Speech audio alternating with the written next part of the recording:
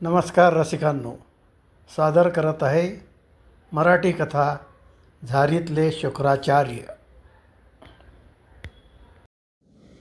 राकेश हा माझा जिवलग मित्र. खरं तर आमच्या शाखा भिन्न होत्या. म्हणजे त्याचे इलेक्ट्रिकल तर माझे मेकॅनिकल. सुरुवातीला काही विषय समान असल्याने आमचे एकत्र पिरियड व्हायचे. त्यातून आमची ओळख आणि मैत्री झाली. ती इतकी घट्ट झाली की आम्ही दोघेही कॉलेजमध्ये दो चट्टाने म्हणून प्रसिद्ध झालो. तसं पाहिलं तर आमचे स्वभाव, सवयी, कौटुंबिक पार्श्वभूमी पूर्णतः भिन्न होती. मी मध्यमवर्गीय कुटुंबातील तर तो श्रीमंत. मी आईवडिलांच्या छत्रछायात वाढलेला तर त्याचे आईवडील लहानपणीच गेलेले. तो हॉस्टेल आणि बोर्डिंगवर राहिलेला म्हणून बाहेर मोकळा बघायचा, पण घरात संकोची. दोघेही चांगल्या प्रकारे पास झालो. तेव्हा राकेशने आपण 2-3 वर्षे तरी वेगवेगळ्या ठिकाणी नोकरी करू, म्हणजे आपला अनुभव पण वेगळा राहील आणि ओळखी पण दुप्पट होतील असा पर्याय सुचवला. याला कारण थोडा अनुभव घेतला की व्यवसाय करायचा हे आमचं कधीचं ठरलं होतं. आता व्यवसायाचं हे भूत, तेही मराठी असून आमच्यात कसं काय आलं, याला काही ठराविक उत्तर नाही, पण आलं हे मात्र खरं आहे. खरं तर व्यवसायाची तोंडओळख आमची तशी नावापुरतीच होती. पण इतर कोणाहीपेक्षा नारायण मूर्ती, धीरूभाई अंबानी, रतन टाटा ही मंडळी आम्हाला जास्त प्रभावित करत होती, हे खरं आहे. त्यात भर म्हणजे राकेशचं नोकरी म्हणजे गुलामगिरी हे तत्त्व आणि आपल्याजवळ गमावण्यासारखं काही नाही, तर मग घाबरायचं कशाला, हा युक्तिवाद. त्यानुसार मी एका मध्यम उद्यम इंजिनिअरिंग आणि राकेश एका मोठ्या कंपनीत आगामाटोमध्ये काम करू लागलो. अनुभव मिळवणं हा जरी मूळ उद्देश असला तरी तो कोणाजवळ उघड करायचा नाही असं आम्ही ठरवलं होतं. तुलनेने बघितलं तर माझी कंपनी जरी लहान असली तरी मला कामात जास्त स्वातंत्र्य होतं. राकेशच्या कंपनीत मात्र नियम उपनियम भरपूर होते आणि एकंदरीत व्यापाच्या मानाने ते आवश्यकही होते.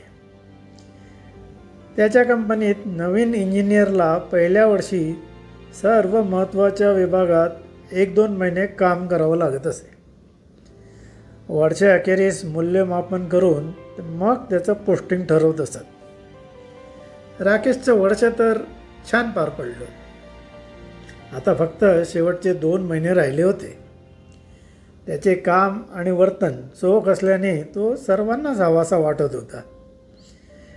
इंजिन विभागात त्याला एक सब असेंब्ली देण्यात आली होती. तिथे मशीन्स तर तशी 10च होती, पण सातत्याने काम असल्याने ती मेंटेनन्सला मिळत नसत. परिणामी सतत तेल गळती होत असे. तात्पुरतं रिपेरिंग करायचं आणि सतत स्वच्छता करायची एवढंच काम शक्य होतं. किंबहुना तेथील प्रमुख श्रीयुत सामंत हाच विचार करून नवीन उमेदवाराला हा विभाग मुद्दाम देत असत. सावंतसाहेब जरा वेगळंच रसायन होतं. ते तसे काही फार सिनियर वगैरे नव्हते, पण सुरुवातीपासून एकाच ठिकाणी काम केल्याने त्यांची काहीशी मक्तेदारी झाली होती. कामाची त्यांना उत्तम माहिती होती, यात काही शंकाच नव्हती. पण त्यांना न विचारता कोणी काही बदल केला किंवा करण्याचा प्रयत्न केला तर तो त्यांना अजिबात सहन होत नसे. हे खालपासून वरपर्यंत सर्वांना ठाऊक होतं, राकेश सोडून, कारण तो नवीनच आला होता. मुळात हे नवीन लोकांना रोटेशनमध्ये फिरवणं हे सावंतसाहेबांना काही मंजूर नव्हतं. ते सर्व ट्रेनिजला पासिंग क्लाउड्स असंच संबोधित.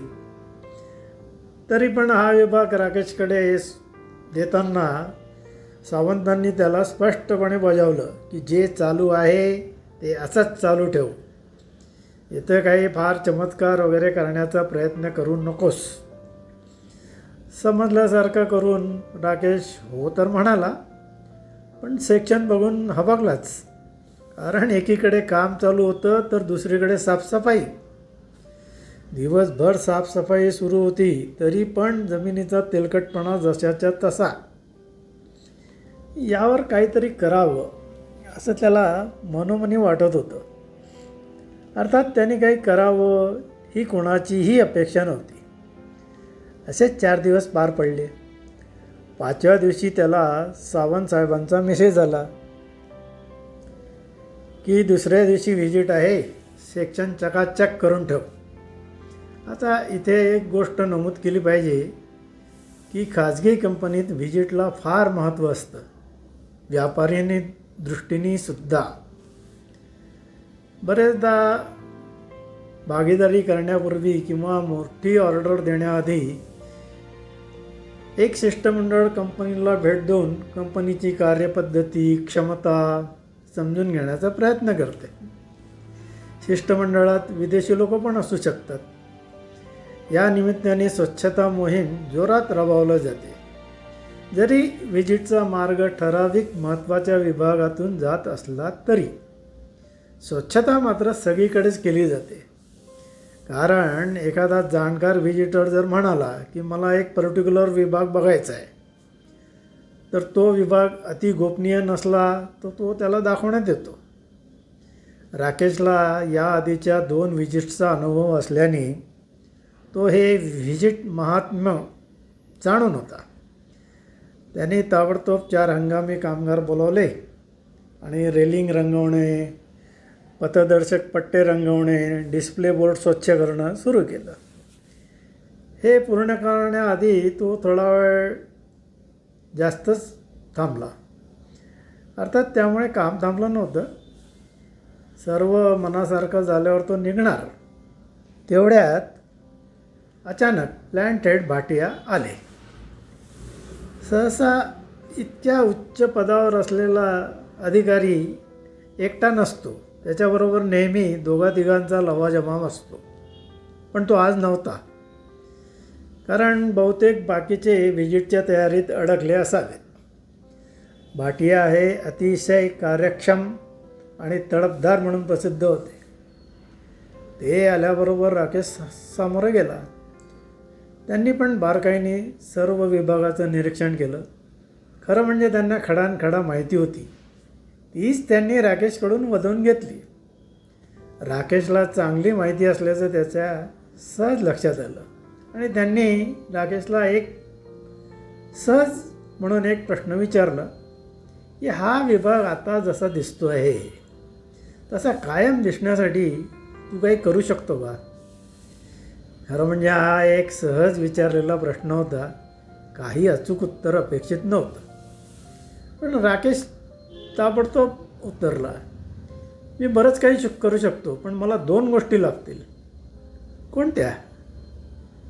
200 metre pipe, 1 compressor, 12 pressure gauge, 12 pressure valve आणि 1 कॉन्ट्रॅक्टर. ही पहिली गोष्ट. दिली समज? आणि दुसरी गोष्ट, काम करण्याचं स्वातंत्र्य. भाटियांना संदर्भ पटकन लक्षात आला. ते दिलखुलासपणे हसल्याने म्हणाले, हां ते पण मिळालं समज. आता मला तुझा प्लॅन सांग, पण मेहरबानी करून ते पॉवर पॉईंट प्रेझेंटेशन पाठवू नको. यावर राकेशने वर असलेल्या हाय प्रेशर एअरलाईनकडे बोट दाखवलं आणि म्हणाला, ऑइलऐवजी एअर वापरायची. आणि त्याने कागदावर लाईन कुठे आणि कशी घेता येईल तेही काम बंद न करता हे सांगितलं. भाटियांनी खूप रस घेऊन काही शंका सूचना दिल्या. राकेशने पण जिथे योग्य वाटलं तिथे बदल केलेत. तेवढ्यात काही कामगार जेवण करून परत आले. साहेबांना सेक्शनमध्ये बघून त्यांना फार आश्चर्य वाटलं. भाटियांनी त्यांच्याशी पण सहज संवाद साधला. कामगारांना पण यात सहभागी कर अशी सूचना देत जाण्यासाठी निघाले. उद्या व्हिजिट झाल्यावर तुझ्याकडे कॉन्ट्रॅक्टर येईल. आज मंगळवार आहे. पुढच्या सोमवारी मला इथे एअरवर काम सुरू दिसलं पाहिजे असं ते म्हणाले आणि जाऊ लागले. तोच राकेश त्यांच्या मागे धावत गेला आणि त्यांनी विचारलं, सर दुसऱ्या गोष्टीचं काय? परत एकदा ते हसले. नाही असं होय, त्याची काळजी तू करू नकोस. तुला कोणी विचारलं तर मी हे करायला सांगितलं आहे असं सांग. असं म्हणून ते गेले. ते गेल्याबरोबर सर्व कामगार राकेश भोवती कुतूहलाने गोळा झाले आणि साहेब काय म्हणत होते असं विचारू लागले. राकेशने काही न लपवता त्यांना सगळं सांगितलं. त्यांना पण राकेशची कल्पना आवडली. त्यांनी उत्स्फूर्तपणे काही सूचना केल्या. ज्या व्यवहार वाटल्या त्या राकेशने जरूर करू म्हणून सांगितलं. पण प्रश्न, सावंतसाहेब आपल्याला हे करू देतील का, ही त्यांच्यातल्याच एकाने शंका काढली. आता राजानेच सांगितल्यावर प्रधानजीला कशाला विचारायचं असं दुसऱ्यांनी परस्पर उत्तर देऊन त्याला गप्प पण केलं. एकूणच शॉपमध्ये गुप्त काही नसतं असं मनाशी म्हणत राकेश घरी आला. दुसऱ्या दिवशी व्हिजिट झाल्याबरोबर सोराबजी कॉन्ट्रॅक्टर त्याची 4 माणसं घेऊन राकेशला शोधत आला आणि त्यांनी काय करायचं हे नीट समजून घेतलं. तो पण कामगारांशी बोलला आणि काम बंद न करता एअरलाईन कशी टाकता येईल यावर त्याची योजना त्यांनी मांडली. हे सर्व सुरू असताना सावंतसाहेबांचा एक मेसेज आला. दिल्लीला एका महत्त्वाच्या कॉन्फरन्सला जात असल्याने ते सोमवारपर्यंत येणार नव्हते. या काळात सर्वांनी श्री रानडे यांना रिपोर्ट करावं अशी सूचना त्यांनी दिली होती. हा योगायोग नव्हे हे राकेशला त्या क्षणीच जाणवलं. आता त्याला तू काही काळजी करू नको असं भाटिया का म्हणाले हे त्याला आत्ता कळलं. त्याने नंतर कामावर लक्ष केंद्रित केलं. सर्व प्लॅन तयार होताच सोराबजी लगेच कामाला लागला. कामगारांचा उत्स्फूर्त सहभाग असल्याने काम 2 दिवसात पूर्ण झालं. काम सुरू करण्याआधी त्यांनी सर्व योजना रानडे साहेबांना मेल केली. भाटिया साहेबांनी हे काम करण्यास सांगितलं आहे हे लिहिण्याची खबरदारी त्यांनी घेतली. त्याशिवाय समक्ष भेटून त्यांनी पूर्ण आराखडा त्यांना दाखवला. रानडे साहेबांना त्यांची कामं भरपूर होती. त्यातूनही हे काम भाटिया साहेबांनी सांगितलं आहे असं कळल्यावर आणि राकेश स्वतः जबाबदारी घेऊन काम करतोय म्हटल्यावर ते कशाला नकार देतील. तरी पण सावंतसाहेबांची एकंदर कीर्ती त्यांना माहिती असल्याने त्यांनी 30 मेल सावंतसाहेबांना फॉरवर्ड केली. इकडे शुक्रवारी काम पूर्ण होताच सोराबजींनी 2 माणसं मॉनिटरिंग करण्यासाठी ठेवली आणि ऑइल युनिट सुटं करून स्क्रॅप पण केलं. झालेल्या बदलाने कामगार सर्वात जास्त आनंदी झाले होते. शुक्रवार आणि शनिवार 2 दिवस यशस्वीपणे लाईन चालल्यावर फेररचना आणि रंगरंगोटी केली. आता सेक्शन खरंच छान दिसत होतं. आपण काहीतरी करू शकलो याचं राकेशला पण समाधान वाटलं. त्याचं हे समाधान सोमवारपर्यंत टिकलं. सावंत सोमवारी आले आणि आल्याबरोबर सर्वप्रथम राकेशच्या विभागात घुसले. विभागाचं बदललेलं रूप बघून ते क्षणभर दचकले. तोच एका जुन्या कामगाराने त्यांना हाताला धरून सर्व बदल समजून सांगितला. सांगणारा कामगारच असल्याने त्यांना काही बोलता पण येईना.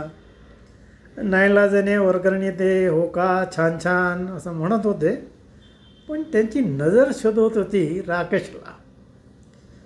तोच काही कामाकरता बाहेर गेलेला राकेश परत आला. त्याला बघताच सावंतांनी चालू संभाषण अर्धवटच सोडलं आणि सरळ त्याच्याजवळ जात त्याला विचारलं, मी तुला काय सांगितलं होतं? तर हे असं होणार याची अपेक्षा असल्याने राकेशने शांतपणे विचारलं, कुठे काय? उगाच वेळ घेऊन पेडगावला जाऊ नकोस. हा जे चेंज मला न सांगता तू केला आहेस त्याबद्दल मी बोलतो आहे. अच्छा, तो होय. भाटिया साहेबांनी सांगितलं म्हणून केलं. मी तुला बजावलं होतं ना कोणताही बदल करायचा नाही म्हणून. तू तसं त्यांना का सांगितलं नाहीस? सर, मी एक साधा प्रोबेशनवर असलेला इंजिनियर आहे. मी कसं काय एवढ्या मोठ्या माणसाला नाही म्हणू शकतो. शिवाय मी तुम्हाला मेल केली होती. राकेश, मी 10 वर्ष नोकरी केली आहे.